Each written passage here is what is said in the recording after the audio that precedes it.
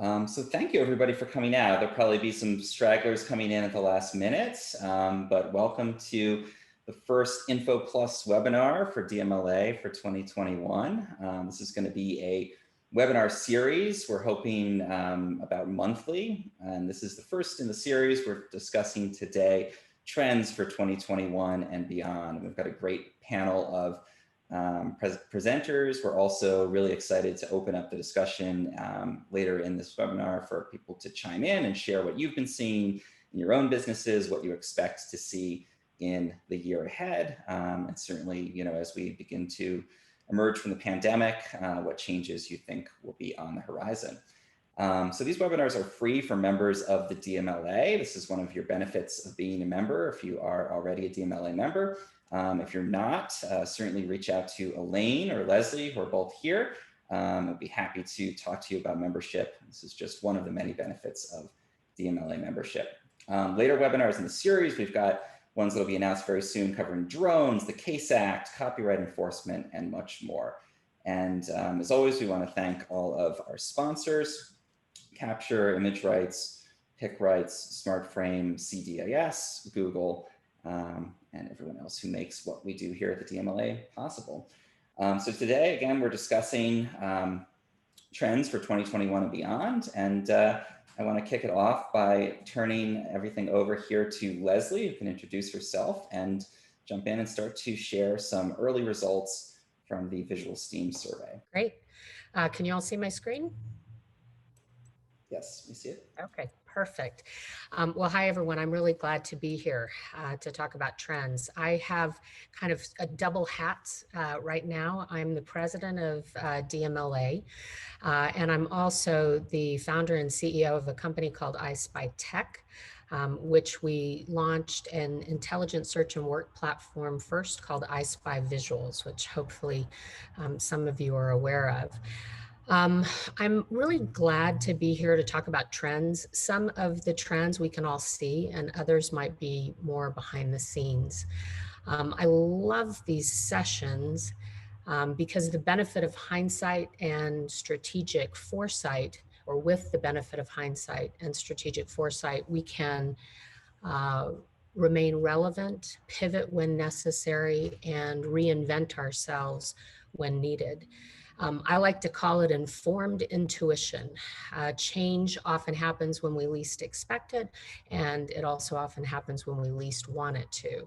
So looking at trends inside and beyond our own space helps us to anticipate what's to come and to confront uncertainty. And that's a big part of why we're here today. So getting started. In 2020, we know everything changed and some changes were accelerated. McKinsey has said that the top trends accelerated by the pandemic in general are e-grocery services and food delivery, virtual healthcare, and home nesting. Businesses responded pretty quickly in many cases. To give you an example, with expanded delivery services, we all know about Instacart and Amazon and local restaurants. McDonald's expanded delivery to more than 30,000 locations in the US last year. This was not a short-term response. Health and well-being, while progress had been slow previously for virtual healthcare, COVID poured gasoline on that nascent industry. Experts think that in the future, there'll be a hybrid of in-office and virtual services, and that virtual healthcare is really here to stay. And then fitness on demand is another area. There was a big boost from COVID. The on demand, I don't know if any of you do yoga, but core yoga or core power yoga and others really took off. There was a significant uptick in healthy, safe, and sustainable home products, I suspect because we were all home more. And home nesting is another area that McKinsey describes now. The home is the new coffee shop, restaurant, entertainment center. People liked being at home. We just didn't like being forced to stay home. So as typical, these changes matter to the digital media licensing industry in a couple of ways: how people are working, expectations around things like service, and because things shift, so too will the messaging and the need for visual content, which is what we've started to see with the results of the Visual STEAM survey. So, omnichannel is here to stay. It's omnichannel is basically the ability of companies to be able to work with customers or buyers in the way they want. And so people want options in person, remote, and e-commerce, although in person seems to be sliding to the bottom. 85% of businesses say that they expect not to have sales, in-person sales return. And online shopping, COVID accelerated online shopping, and it changed shoppers' behaviors. We're all now doing more research.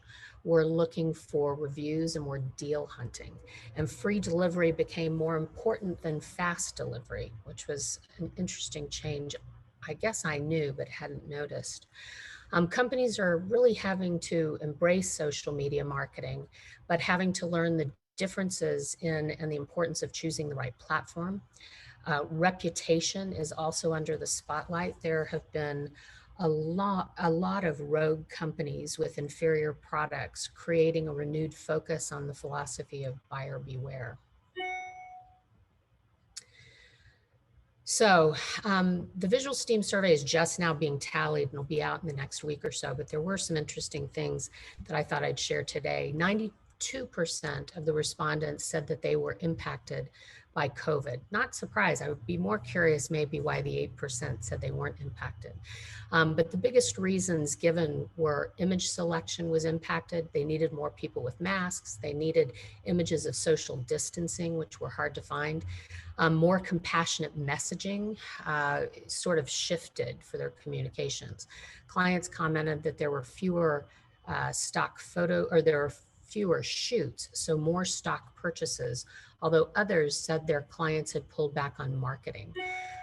This was greatly impacted by industry creatives, by the industry the creatives were supporting. So for example, healthcare seemed to have an uptick, whereas event planning seemed to be challenged, as we all know. Work from home was mentioned by the vast majority of respondents. New client opportunities seemed to be diminished for many clients, and many projects were postponed.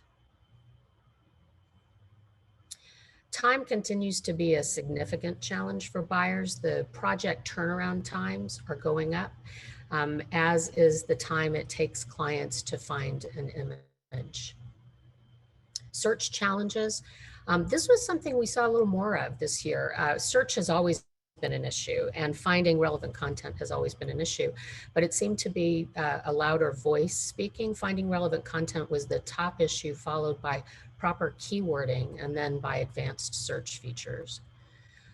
And free content, you know, we started seeing it, I think, almost immediately when we started doing the survey, at least 6 or 7 years ago, but it really didn't take off until a couple of years ago. Now, a majority of buyers say they use free content, and in increasing numbers. Free now is second only to royalty-free licensing for creative pros and the respondents who answered our survey. Digital media licensing trends, bite-sized images, carousel ads, animated visuals, and authentic images seem to be driving a lot of the buying community. Bite-sized images really require images that are easy to read, that are impactful. Carousel ads, this is an ad format that allows buyers to maximize the screen real estate. And obviously these are being driven by the movement to social media marketing. Animated visuals, it's really interesting. One article I read mentioned that putting a sparkle on a static image drove engagement by 60%. Interesting. Authenticity, we've been hearing about authenticity for years, but 2 additional trends include, on authenticity images, sorry, lost my place there.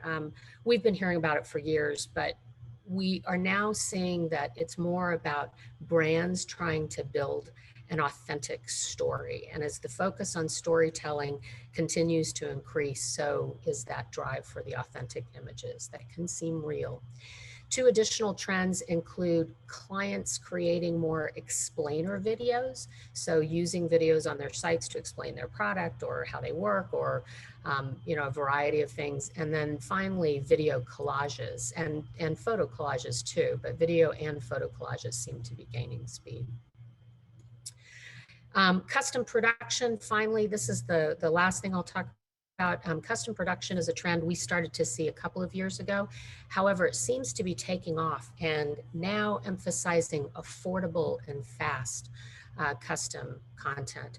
Suna, which you've got a picture of their website here, is one example of a business that's grown to nearly $3 million in revenue in only a couple of years. Others include SquareShot, .co, SmartShoot, covered photo, creative content on demand. I think we started hearing about production on demand, if you will, a couple of years ago, but now we're starting to see the industry bubble up. So I think that could be significant. These companies are licensing the content to their clients. So that's sort of my overview. I kind of am wearing a third hat with Visual Steam. You can contact me at the information here, or if it's DMLA questions, at the president at Digital Media Licensing Association. And the survey will be out in about a week or two. So those interested, watch for the emails. Great, thank you so much. Did you want to take questions now or later? I think we'll do questions all at once. And so, yeah, save your questions and we'll jump in at the end there. Thank you, Leslie. I think that that brings up a really interesting picture of some trends, not just in the needs for content, but also business trends in the industry, which is really great to see. I want to hand it over now to Alan from Alame, and he's going to share some information on what they're seeing in 2021 and beyond. Okay, can everybody see that? Somebody give me a thumbs up. Yes, looks great. Yeah, great. Okay, cool, great. Well, it's great to see so many familiar names and faces on the call. For those of you who don't know me, I'm Alan Capel. I'm Operations Director at Alame. What I'm going to do is talk a little bit about what trends perhaps means to us at Alame, and a little bit about trends generally. And I'll just, I'll kick off first of all, I think, by, it's always nice to kick off with a definition. So the Cambridge Dictionary definition of trend, the general direction of changes or developments. And I think it's all fair to say we've all experienced enough change to last us a lifetime recently. And I think Leslie's obviously mentioned that in the presentation that she's just given. So I'm not going to talk too much about 2020. I'm going to more be looking forward. But I think it's fair to say that 2020 was exceptionally predictable in terms of the trends that came out. After a while, I think we all began to understand where the world was going. And so the sort of themes that we saw repeated were things such as fear and isolation and conquest and creativity and endurance, heroes and hope. And these things repeated and resonated, I think, with a lot of our customers. And so, it was sort of ironic that with so much change, actually things became quite predictable.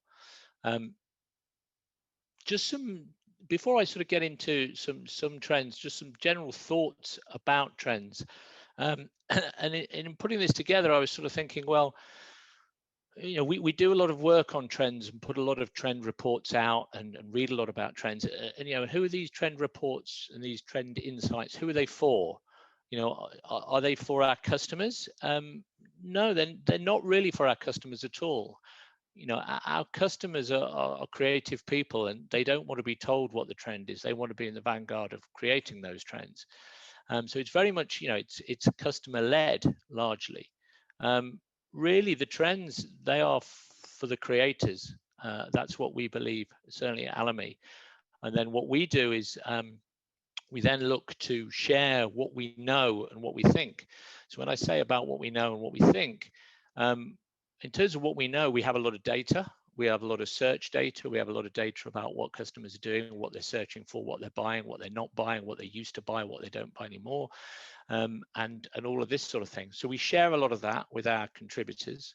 And also we share what we think as well. So we do our own research and do our own trend reports and put those out, and then let the contributor base really use that so they feel informed as to perhaps the direction that they can take their photography or artistry in. One final thought about trends I had, which absolutely this might only be me, and perhaps it's something we can explore in the Q&A, but have trends got deeper?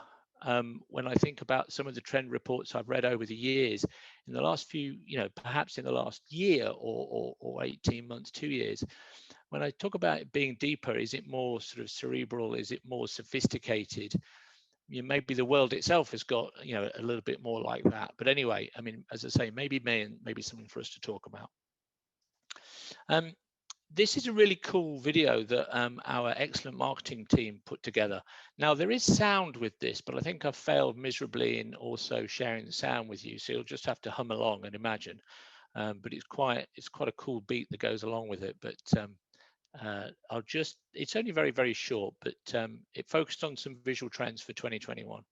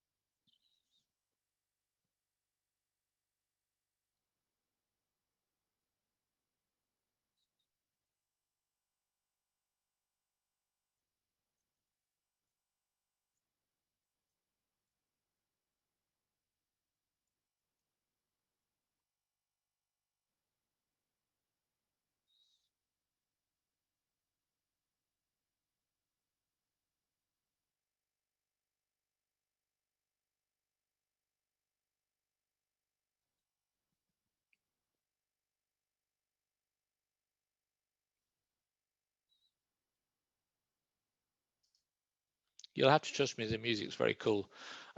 So I just wanted to just explain a little bit perhaps about what we mean with some of these trends. And I want to start with something which is difficult to say, which is geometric minimalism, which I'm pleased I've just managed to crack that.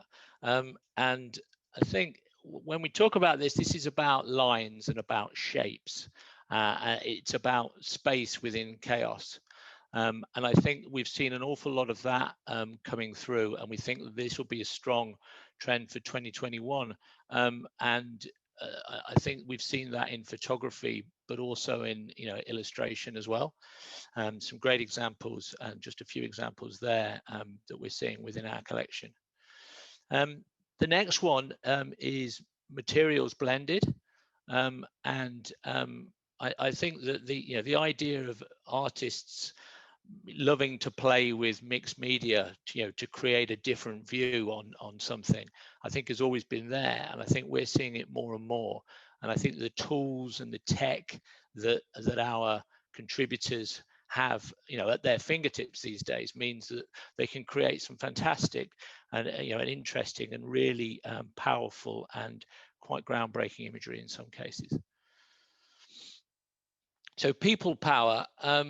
And obviously, this is something that we've seen a lot of in, we certainly saw a lot of it last year, and we believe very much that we'll continue to see a lot of it this year as well.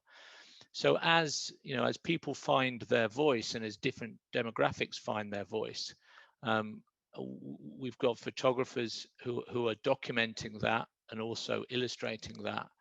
And I think that it's leading to some very, very powerful imagery. And obviously as an industry, I think it's fair to say that we have a duty to continue to highlight and to promote and to expose these images through our customers. Again, I think that we've seen that, and I think we'll see more of that. This is probably my favorite one of the lot in terms of the actual imagery itself. The idea of filmic flow, so a cinematic feel to imagery. and I think that the drama and the unspoken narrative that's going on in some of these pictures, sometimes, you know, it leads to your own imagination, wondering what happened before or after this particular still in time. Some examples here. We've got some of them are more fantastical, some of them are more realistic and gritty, but whether it's sort of, you know, film noir or sort of a cartoonish feel, it really, I think, starts to resonate with customers and also with, you know, viewers of that content. You know, the prevalence of Netflix and the like means that people are perhaps consuming more of this sort of cinematic content in their everyday life anyway. So seeing it coming through in advertising and editorial as well is perhaps not unexpected. And then finally, the last one I wanted to just quickly highlight was digital domains. And we're obviously living in a increasingly futuristic world, and the way in which people can suspend reality using all sorts of different methods is very, very interesting. And photographers are really having a lot of fun with this, whether they're creating images of an astronaut waking up in a bath or a fantastical land. I think it really leads to some really interesting and innovative photography and artistry. And also, you know, it's a subject that we have a lot of images coming through from Alamy of people's lifestyle that now embraces this.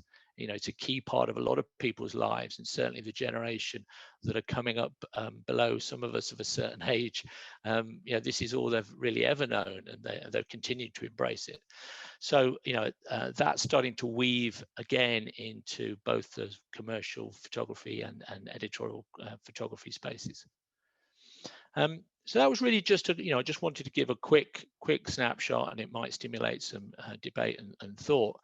But the final thing I wanted to leave you with was really the question of with all this business of trends, and you know, I've seen plenty of panels, been on other panels, and read a lot of articles, and I always love seeing the stuff about trends. But you know, what ultimately are we really searching for within our industry when it comes to trends?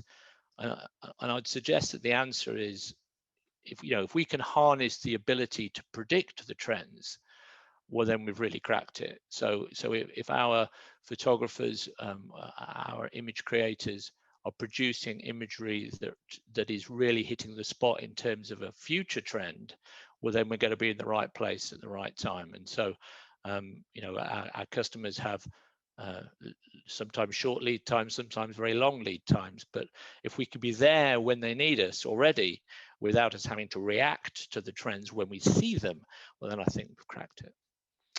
Okay, that's it for me. I will hand back to you, Tom.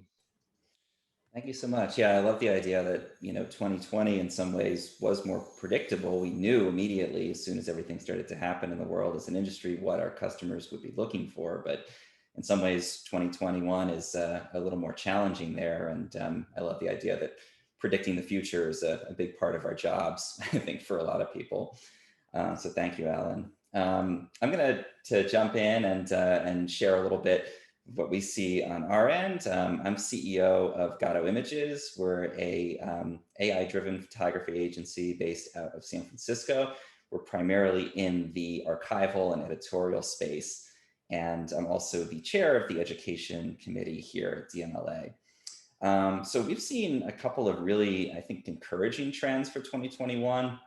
One of the most encouraging is a huge jump in interest in diversity and inclusion imagery and representation of, you know, multiple perspectives.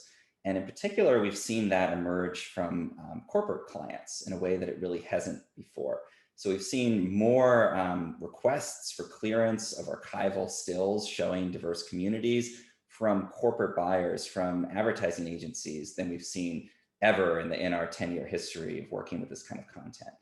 And I think that's a really encouraging trend because these obviously are stories that need to be told. I think our industry has been saying this for a long time, and we're starting to see the buyer interest really explode there. And one thing we've seen driving that is exactly as Alan said. I think in 2020, brands felt that they had to tell the story of COVID and of that change. But obviously there were these other social justice narratives that were just as important, but that sometimes I think brands weren't able to tie into as much given what was happening with COVID. And now that we're seeing changes in the pandemic, we're seeing in certain geographies at least, people kind of opening up more. I think brands are feeling that now's the time to start to tell those social justice stories, those diversity and inclusion stories that maybe they weren't able to tell as much in 2020 because the world, threw so much at everybody all at once. And so we've seen this pivot towards those stories, and not just in interest, but in dollars spent and in requests for clearance. Again, we've just never seen as much interest from that side of the industry in archival content, especially as we have just starting in this year. We've also seen a big shift in focus of the world in general towards tech, and a lot more interest in imagery that depicts tech companies, tech apps, the way that tech companies mediate our relationships with the world, and criticism of that in a lot of cases on the editorial side. And I think part of that comes out of the fact that we've all just spent the last year totally reliant on these apps, on these tech companies, to really connect us to the world and to each other and to information. And so there's a realization of the impact. And I think, Leslie had talked about that a little bit in the context of food delivery and, and shipping and that kind of thing. And we're starting to see and question the roles that these companies play in the lives of the people who bring us deliveries and that kind of thing. And we've just seen a lot of shift in emphasis and interest in, especially editorial clients, looking at the role that tech plays. So Parler and images related to that and illustrating different apps and different struggles there. We've seen a huge explosion in interest in that kind of content coming out of the pandemic and especially into 2021. I think that'll probably continue. And as we see these sort of new companies like Zoom, where obviously we're all reliant on that, really start to become household names or continue to become household names, the need for content depicting this sort of more fragmented landscape of different apps and tech companies will become much more important. Kind of tying into the tech angle also, we've seen a big jump in interest in synthetic content. I think there's a popular fascination right now with deepfakes. People are starting to realize that content that they see may not be real. There was a whole series of Tom Cruise deepfakes that sort of captured the public's imagination. And we're starting to see a lot more interest in the tools and also in the sort of market potential of synthetic content, synthetic video in particular. We're seeing tools coming out of places like OpenAI that developed GPT-3, a tool that some of you may have heard of that's very significant in generating text using deep learning systems. They've pivoted now towards addressing generating imagery to the point where you can enter in a description of an image and have a computer generate it. And we're starting to see, I think, a lot of interest in how can this be present in our industry, particularly when there's not an ability to go and do in-person photo shoots. Is this something that brands can use? And is there a hybrid also that blends real world imagery with generated models, for example, to avoid the need for model releases in some cases. So that's a trend we've seen, is this real interest, both on the buyer side, but I think also on the technical side and on the supplier side in the industry. And what does synthetic content mean for us? What does synthetic video mean for us? And how can we establish ground rules to say this is synthetic, but it's been produced in a responsible way versus weeding out deepfakes and things that kind of attempt to deceive people. COVID emergence is another major theme we've seen. I think, again, as we've discussed here in multiple angles, the kind of imagery that brands were looking for, this sort of authentic, almost social media aesthetic that was used in advertising, it was used a lot in editorial too. In 2020, we're now seeing a shift more towards telling more kind of coherent stories where there's more professional production. The filmic look kind of trend that Alan was discussing, and also, the trends towards sort of seeing more produced content. We've seen that really accelerate coming into 2021, and a shift away from that social media aesthetic in some cases, and more towards telling these stories of people kind of emerging from COVID, reconnecting, travel, becoming a theme much more so than before, and sort of relying on vaccination to lead a lot of that. So that's been a story we've seen a lot of focus on. And then the final thing I would say, more on the footage side in the industry, we've seen an interesting trend on the archival side of a resurgence in interest in the 8mm aesthetic and 16mm aesthetic, and a look back towards the sort of more nostalgic feel for video. And in some cases that's been produced content that mimics that look, but in a lot of cases it's been interest in actual 8mm and 16mm footage from the archive side. And I think a lot of what's driving that is, a shift that we've all seen over the last year towards looking at what are the significant things in life, what are important to people, a shift towards family, connection, towards identity in the face of everything that's happened in the pandemic.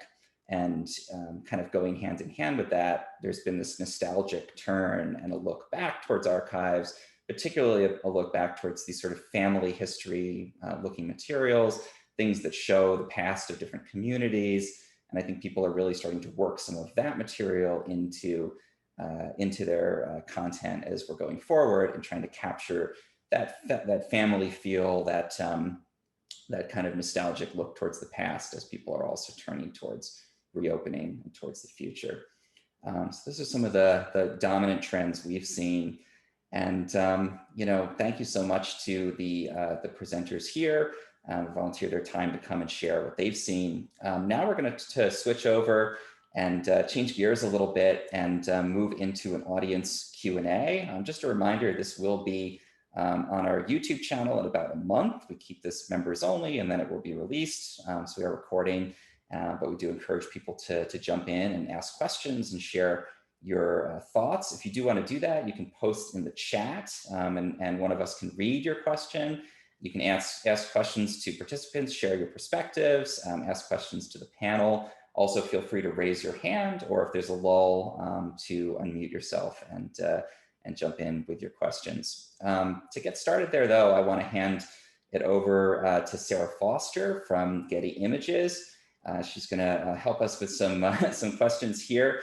So Sarah, what trends have you noticed in buyers' behavior, content needs, and et cetera so far in 2021? Yeah, well, hi everybody. Thank you so much for including me in the discussion here. It was great to hear each of your perspectives on the sense of trends. I don't know that any of it's hopefully it all really clicks and makes sense, to anybody, even if you're not thinking about this all day, every day, the way we all are. When you hear it, that these trends and ideas all really resonate, they make sense. That's what a trend is all about. Whether you thought about it ahead of time or not, when you hear it, you should feel like they align. So it's great to hear from each of your different perspectives and the way that you talked about each of these some similar trends, but spoke about them in slightly different ways.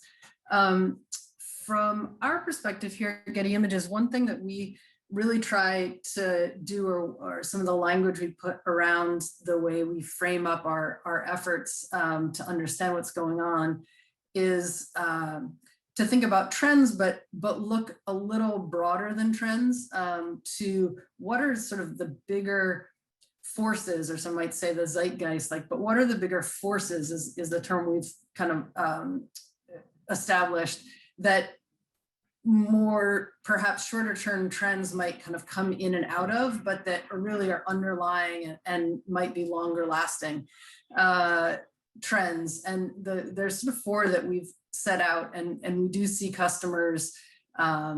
This is really built on what we see from customers, but also just reflecting on what is happening in the world around us.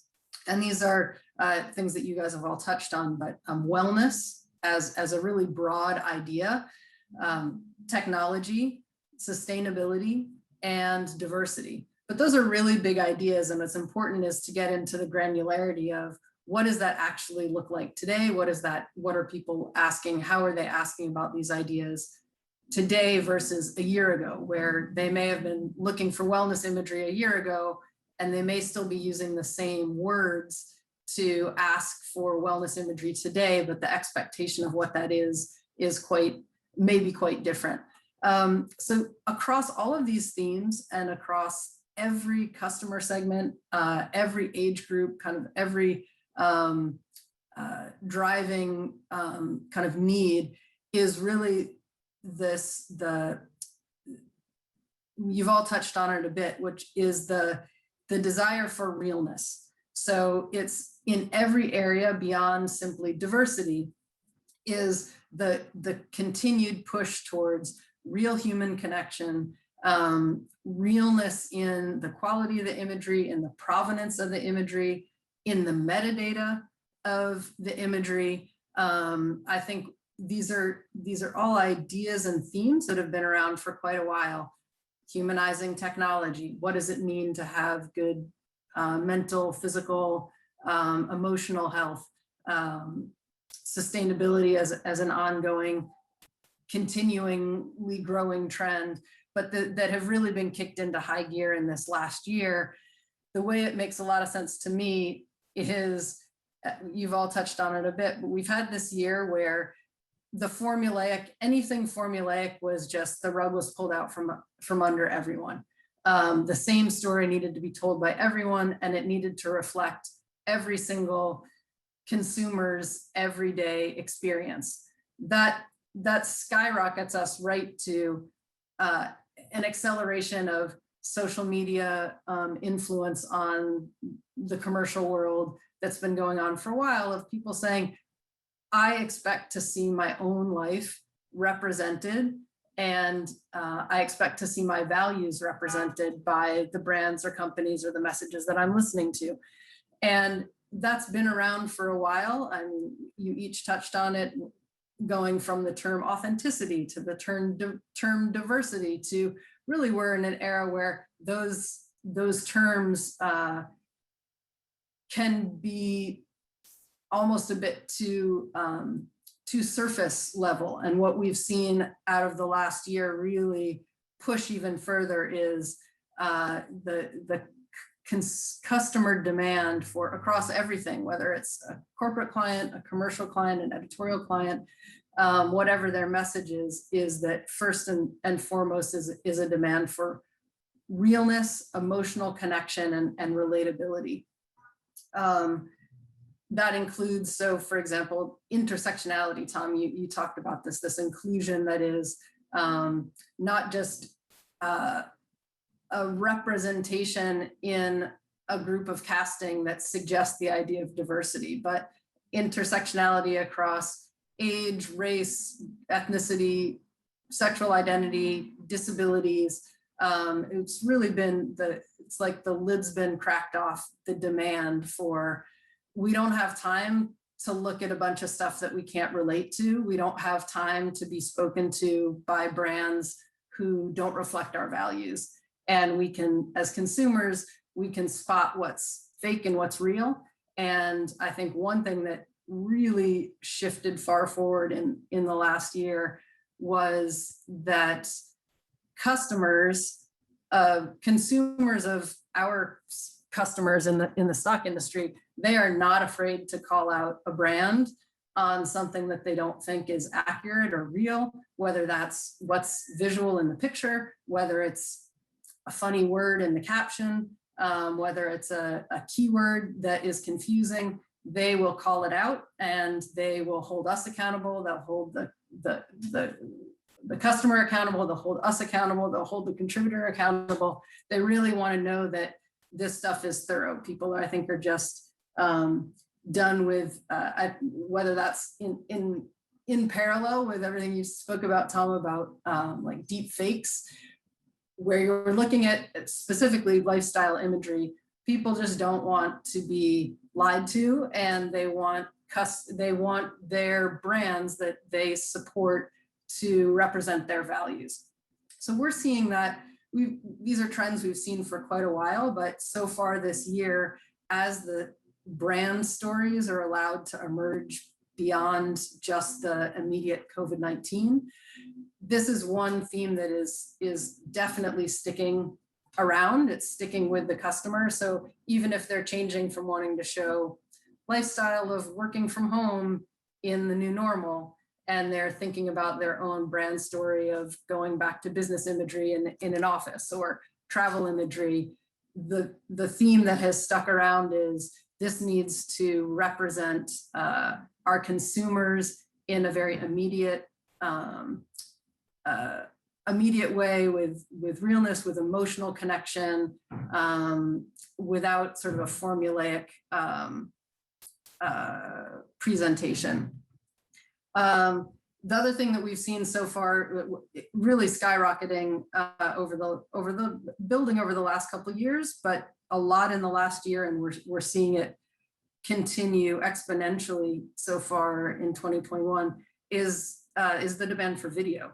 So across, I think Leslie's point at the very beginning of that omnichannel is here to stay is that almost all customers across every segment now need to consider a 360 presentation of their brand message on different platforms and also in different mediums.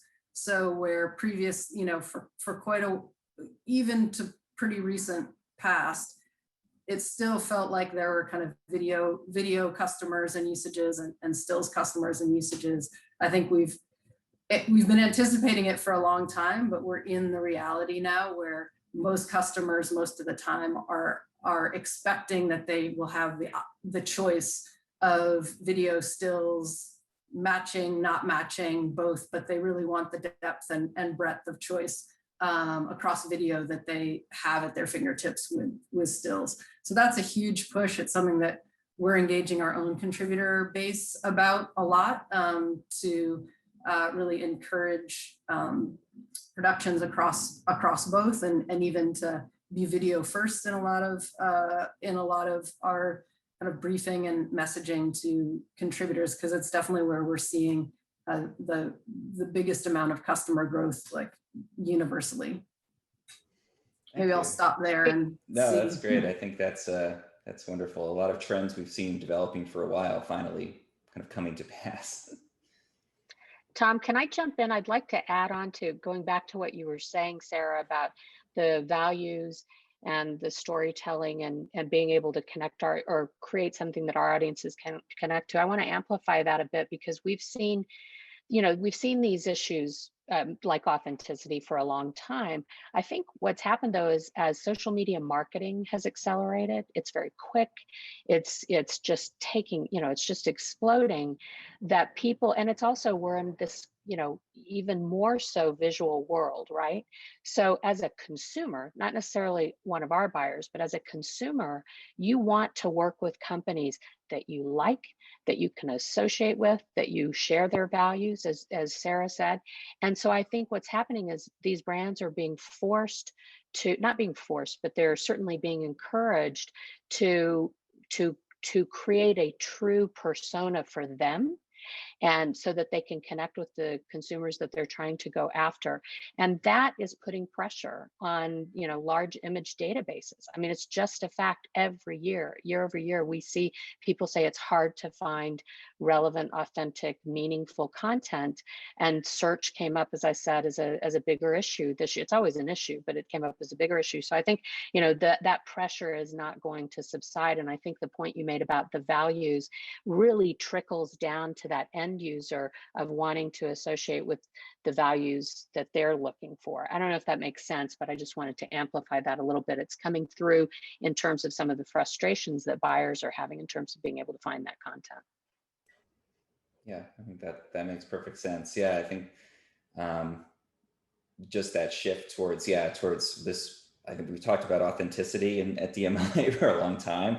Sometimes that's a concept that can be really difficult to pin down, and the meaning can shift.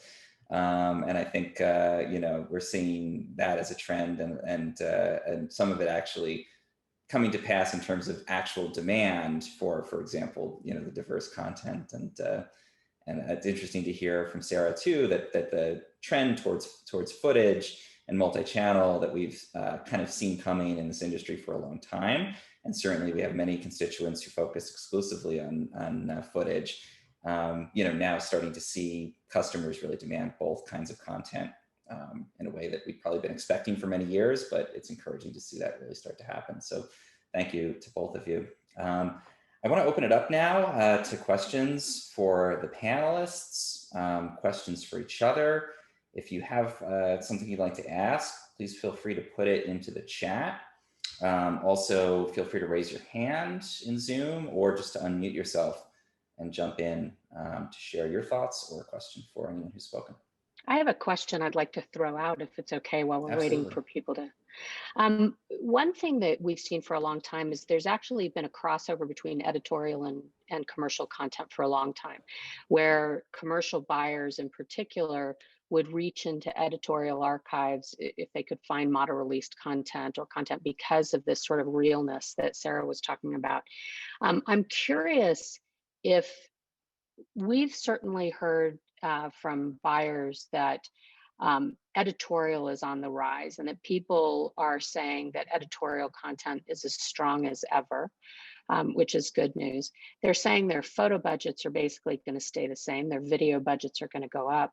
But I'm curious in terms of this editorial commercial crossover, if Alan or Sarah in particular, and Tom, you too, I just don't know as much about your business, but if you're seeing the crossover of people buying in editorial collections for commercial use or vice versa, is that something that we should be watching out for? From Alamy's perspective, absolutely. And we've always believed that we should give the customer an experience whereby they can see both content if they want to see both content at the same time, and they can decide because you've got editorial buyers who will want very creative photography, and you've got the other way around as well. Every now and again you'll get a creative project where they need a really strong editorial image, and they may have to clear rights and that sort of thing. But so definitely I don't think that those two worlds live completely apart, and that's always been our approach, and I think that's helped us. Yeah, I mean, I'll jump in and just say I agree in with the spirit of that in terms of, I think the final consumer that a customer is trying to speak to, for the world at large, there's no separation between the two. It melds a lot. So our buying customers' challenge is to figure out how to navigate that, appropriately, legally, and what their message is, so that it's again, I think this theme that we keep coming back to is that the end consumer that all of this messaging and marketing is meant to affect is the sense of realness, relatability, something that you can connect to. And for the global population, the provenance of where something comes from is less what I think the consumer is thinking about than how it makes them feel. Does it spark a reaction, whether that was a produced photo shoot or a passing event that happened on the street?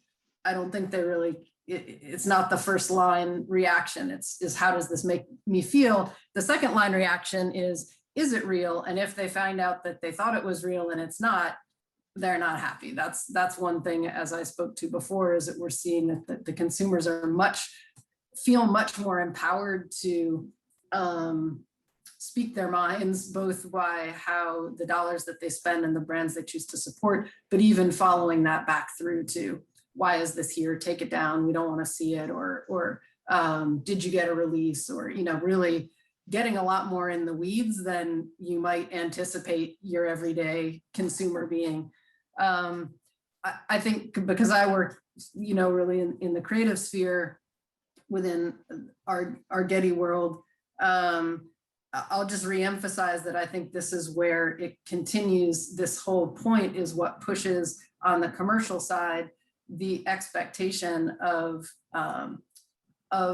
realness and relatability in the lifestyle imagery. If we think about the whole last year, I'll just say I've been astounded by what our contributor base, how productive and creative people have been able to be over this last year with being as locked down as everybody else in the rest of the world, but really coming up with the energy and the creativity to shoot their own families, their own homes in environment. We've had a year worth of the majority of the content being created, not being, some rented studio or huge production somewhere. It's been very scrappy, a lot of stuff that is very immediate and therefore very relatable. And there's been a real appetite for that because we've all been living through it, and it feels positive to see our lives reflected. And I think seeing how that carries forward from here is, I just think that that's something that's going to stick around past, COVID, the COVID demands. I think the other part, again, this is about diversity, but is diversity and inclusion is just a fierce, and it's been around for a long time, but really there needs to be more movement across the entire industry, but not just who's pictured in the visual content, but who's creating it. And I think that's where the crossover with editorial and the type and range of storytelling is very important to pay attention to, is that there's a real demand for more voices creating the content as well as being pictured in the content, and in news coverage, editorial coverage, and in creative coverage. And I think that expectation from the consumer of these things melding together is something that we all need to pay a lot of attention to, and make space and support across the industry how to make that a reality.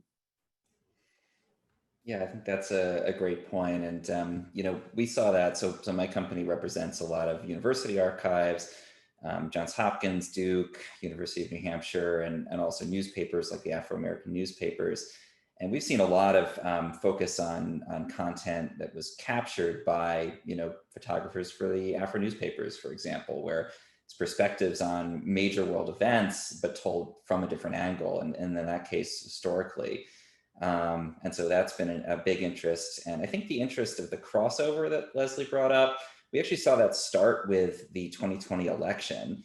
And there was a huge demand from political campaigns to clear and license editorial and archival imagery for campaign ads. And there was huge amounts of money suddenly available for that. And so I think a lot of agencies got used to trying to clear rights for these political campaigns to use archival content. And I think, political campaigns sort of span that weird middle ground between, it's a sort of a public facing function, politics, but at the same time, it's a commercial use in the way that we often consider it. So we saw a lot of rights clearances coming in for archival content, editorial content, to tell those stories of candidates and that kind of thing. And then we've seen that kind of move over now where video game developers are licensing archival content to put into their games, and just a lot of that crossover happening. But I think for us, it actually started with the massive outpouring, I think, of money and interest in the political cycle there. We have a question here. Clemency writes, great discussion. To what extent is free content impacting on licensing agencies, not only financially, sorry, this is moving down here. Let's see, financially, but also in terms of access to authentic content, technical quality, cultural relevancy, and user search experience? That's a great question. I'll open it up to anyone on the panel there. I can start with, again, just information that we're hearing from the buyers in response to the survey. We've seen free content on the rise just steadily for the last 5 years at least. And this year, I think it's over 60% of users say they're using free content. And maybe even more surprising is in what percentage of their projects we ask them, and that number is going up quite substantially. The biggest issue I think that exists for free content are the rights issues, and ensuring that people understand what they can and can't use the content for. We took a look at 3 big free content providers at their terms, and their terms are written in such a way that basically says you can use it for anything except what you can't use it for. So you can't, if you need model releases, they probably don't have it. Some do, but most don't. The Unsplash is a great example of, they're basically giving you editorial rights. They're not clearing trademarks, they're not clearing people, all those kinds of things. So you really have to be aware of, and a lot of pro users are aware. They know the images that they can select and use safely. That's one thing. The second thing I would say is that social media is driving a lot of this. And I'm suspecting small business and presentations and things like that too, where people find it much easier and faster to go find free content. I think it is something for everyone to be aware of, though, because there's lots of information about when you get a pricing so low that and all of a sudden it's not uncommon for different industries when price gets so low to go to free content. You have to rethink the way that you're generating revenue and so forth. And I think there's an increased polarization in price between content. I don't know if the editorial agencies on this call agree with this, but we've certainly heard and seen that editorial prices have gone up over the last few years, whereas the commercial prices, have continued to go down. And as we just saw, Suna, the on-demand creative production company, is charging $39 to get product branded content in 24 hours. So in any case, free is having a great impact. I am of the belief, and I believed this when other changes happened in the industry, that it's not going to all become free. It can't. But I do think we're still seeing how users are going to define when and where they use free content and when and where they find the value in using produced commercial content. We had a lot of comments, for example, that indicate users do value the work that companies like Alamy and Getty do to clear images and to ensure certain rights in particular. And there's also a quality issue for sure. But anyway, those are my thoughts. Yeah, I just tap onto that to say, it's a big part of the market, will continue to be. It's something that we, are very attentive to and have as part of our whole business strategy, is to include and incorporate the slice of the market that is free content. But I think what it does is it amplifies what can't be free. So I think what it does is it helps all of us. If you just engage it and really think about it, it helps clarify how to be smarter about what you take the time to shoot, and don't make something that is widely available as free, or if you're interested in participating in that environment, just really thinking about how and what you're creating and why. I think we focus in our day-to-day on how we can be smarter about what we do, how to be more and more data-driven, so that we understand what customers want from the free content and what type of content that is, and where's the limit on that content, so that then we focus our time and attention with our most engaged contributors who are making not free content to make sure that their time and investment and our time and investment is spent creating and providing the content that people are very, very willing to pay for, because we understand why they're willing to pay for it. And that's all the stuff that we've been talking about now, fully released, and what the content looks like, and the diversity and the themes, and that it's much more nuanced and responsive to a customer's set of needs, and also to an ongoing brand story. With some more continuity than you might be able to find kind of fishing in free content. I think I'd add one thing with photographers or creators that might be on the call. You have to really think, it's a point you touched on, Sarah, but you have to really think about why you would give away your content for free. Why does anyone give away their product? And it's usually for marketing purposes. So you've got to really think in terms of, if you want to do that, how you would do that, how you would do it in a way that doesn't devalue the rest of the work that you do. That's a great point. And that's, I just want to read a comment here from Microstock Solutions. I'm assuming that's Mark. Free content could be considered low-hanging fruit and will possibly be the first casualties of licensed synthetic media, which instantly closes most content gaps. So I think that ties into what Sarah was saying, that there's a certain tier of content that, that maybe is being addressed by free, but then that also could be disrupted by something like synthetic, and it highlights the content that can't be produced by a computer and can't be produced necessarily and given away for free. So I think that's an interesting tie-in. I want to read another question here. Tom Ware, lots of conversation about the content of the images. How about visual style? Very straight and unmanipulated versus post-production visual work, that kind of thing. We see a lot of filters in social media. How does that translate? I mean, I think some of the examples that I gave, I think in that short presentation about the sort of filmic look and that sort of thing has definitely been prevalent. But yeah, filters, everybody got very excited about filters when Instagram came on the scene. And for a while, you started to see it seeping into virtually everything. And I think over time, that sort of found its place as to where filters work and where filters don't work.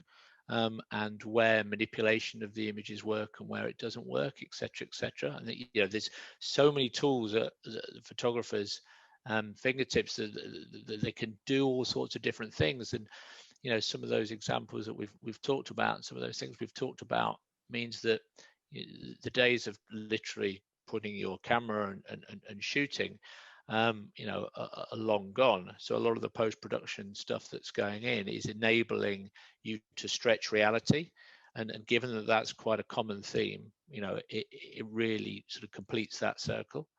But visually, I mean, I think the breadth of different visual styles now is perhaps the interesting thing in stock. Stock used to look like stock photography. Now it looks like photography, which is brilliant. And I think customers have embraced that, contributors have embraced that, and so I think that's just been good for everybody.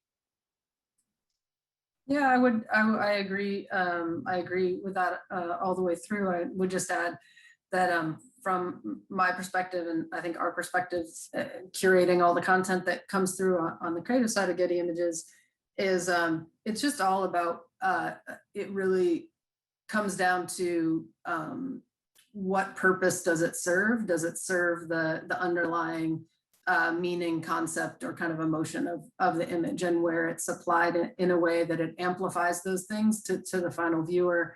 They can work great, you know, having a wide range of visual styles and inventiveness. And I really appreciated Alan's in his presentation about like these merged mediums and like all kinds of, there's loads of room for wild, playful, you know, imagination and creativity, even in the stock licensing space. It just has to follow all the way through to what problem does this solve for the final customer, who can use this for their brand message and why. So it's just really making sure that any techniques are you can answer that question first, and any techniques that you apply are in the service of that. I will throw in, we sometimes see people come up with a great image and then they'll do multiple variations and want to provide all of that.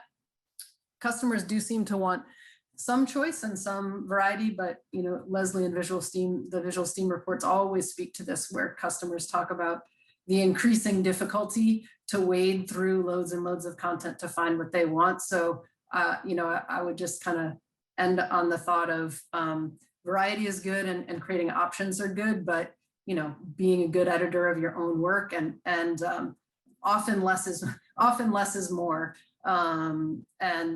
Just kind of throwing too many options in front of a customer in case they might want it this way or that way can sometimes undermine the whole process and make them think like, I can't choose between this. I don't have the time. I'm going to move on to something else that's more precise and concise.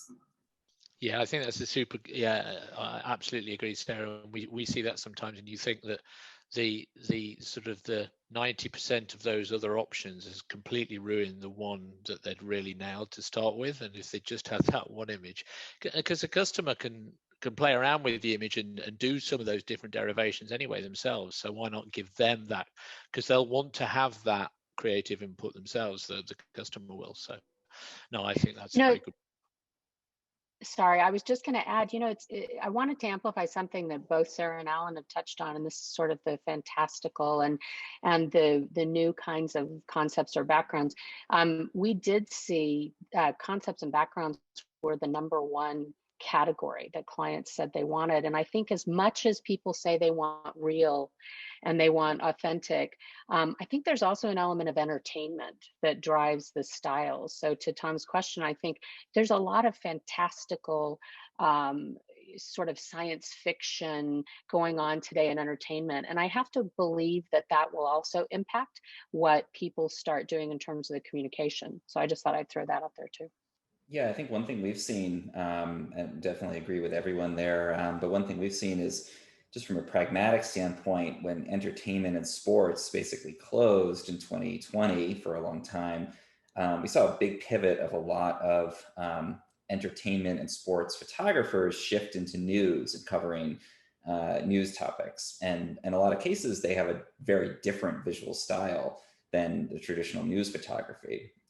So I know others have spoken about, I think I've spoken to many in the industry who've seen this happen, but this brings different perspectives. And so the style that you would see in an entertainment shoot suddenly is being applied to, COVID related content. And so you have these different visual styles, even within editorial, where the style is usually relatively consistent. And in some ways that's been really, I think, a good thing in the industry, that you see almost more of these, kind of people who are used to shooting these more sort of structured events, applying that perspective to covering breaking news, and it brings a different visual style. So that's something I've seen with our photographers, and I've heard a lot across the industry that's come out of 2020 is different perspectives from the entertainment and sports world. We have another question here, Andrea Stern. From the DMLA virtual conference, we saw some amazing examples of synthetic content and CGI. Has there been much uptake of this content? I can jump in and quickly just say on our side, because we do work on a lot of AI, we've seen a big interest in this, but more for things that are sort of tangential to our industry, but just a bit outside it. Synthetic video, for example, we've seen a huge increase in the use of synthetic video for training, for example. So companies that are having people return to the office or doing HR training, instead of hiring a model to come and do a potentially risky photo shoot with people in a room and masks off, they're using synthetic video and synthetic presenters to actually create training videos that use people that don't exist, where they have lip syncing, and they have you can basically write a script and press a button, and a virtual presenter will read your script in front of a virtual green screen. And we've seen that being used a lot for training videos, and even in some cases for news reading, localization of content, because your virtual presenter can speak any language. So people will take the same report and create localized versions of it with a virtual avatar in 10 or 20 different languages. So that's where we've seen it, but I'm curious what others on the panel have seen. May I jump in? Absolutely, please do. Yeah. Well, I can tell you that there are concrete efforts underway right now that I'm aware of, that I'm actually involved with, in the creation of licensed stock media, synthetic licensed stock media, based upon fully clean, legally clean, I should say, training sets. So in other words, there is a company called Visual, that's VAISUAL.com, which is a startup founded by two of stock media's most prolific and successful photographers.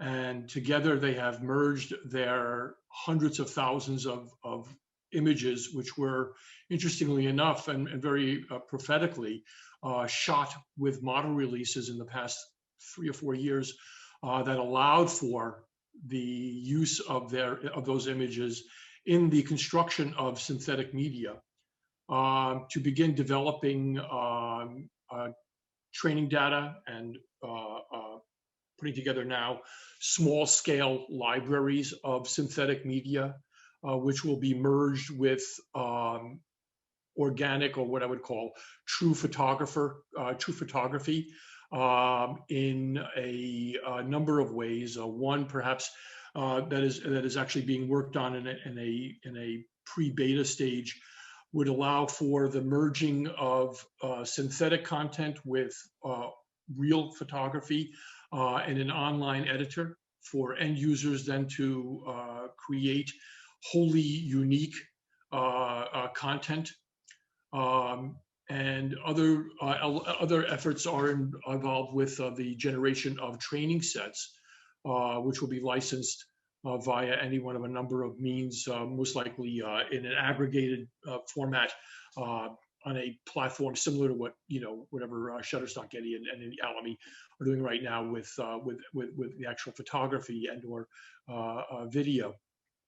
And so there are concrete efforts underway, which will probably be seeing fruit coming to market very, very shortly. And I would say that probably, let's say, around September, October of this year. If I can jump in, I'm aware of 3 startups that are working on synthetic content to be licensed. I talked with one company who is creating Tom, to what you referred to, they're creating sort of the presenters for training videos.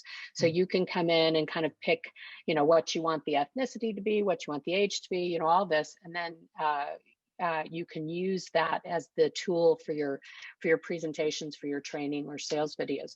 That said, their content wasn't very realistic looking. And so I asked them, I said, there's content out there that looks incredibly real. And they said they had made a conscious decision to create their people, if you will, so that it was obvious that they were not real people. And they felt that was an important part of what they were doing because they were concerned about this blurring of the lines between, deep fakes and synthetic content and real. So I don't know where that's going to head, but it was a perspective I hadn't heard, and I thought it was an interesting one. As I indicated in my my written comment, I think that free content is ripe for takeover by synthetic media. It's, like I said, low-hanging fruit. It's perhaps the first casualty, or perhaps will be a first casualty, just because the cost of creating free synthetic content is the cost of electricity. Once the development work is done, any one of a myriad of variety of variations of themes can be created quite literally on the fly. And so users will be able to say, I need an 80-year-old man in a pair of swimming trunks standing on the lip of a volcano holding a cocktail. And as outrageous as that might sound, will be presented very, very quickly with just that. If you could imagine going out and actually asking a photographer to make that, it would be near impossible to throw all the pieces together, but synthetic media does allow for that. Well, and also because of the rights issues. I mean, I can see certainly both sides of it. I think that, the rights issues are the biggest problem for users with free content. And so that, solves that problem. So it could be very powerful. I just thought it was an interesting perspective. This company was specifically targeting sales training. But anyway, what else, Tom? And are we okay on time? Yeah, I think we're coming up on the end here. I just want to, if people have any final questions, feel free to ask. But if not, we're just really grateful to everybody for coming out. Really grateful to our panel here that joined us, and also to our sponsors. Again, Capture, Image Rights, Google, Pick Rights, SmartFrame, and CDAS. As we mentioned, this is the first of hopefully many webinars this year. We're going to be announcing a full schedule for the Info Plus webinar series. And we're going to be covering, again, topics including drones, copyright enforcement, CASE Act, bringing together experts from within the industry, as we've done here, and also from outside of the industry to speak to you all and to answer your questions about all those topics. The recording of this webinar will be on our YouTube channel in 1 month. We keep it as a members-only event, and people who have come and joined us outside the industry. And then after a time, we'll be releasing this so that everybody can benefit from the really great discussion that we've had here. So if there's any final questions, feel free to put them in. And otherwise, we're just so grateful for everyone for coming out, and thank you for joining us here. And thank you again to the panel, Sarah, Alan, Leslie, and just really happy to have you.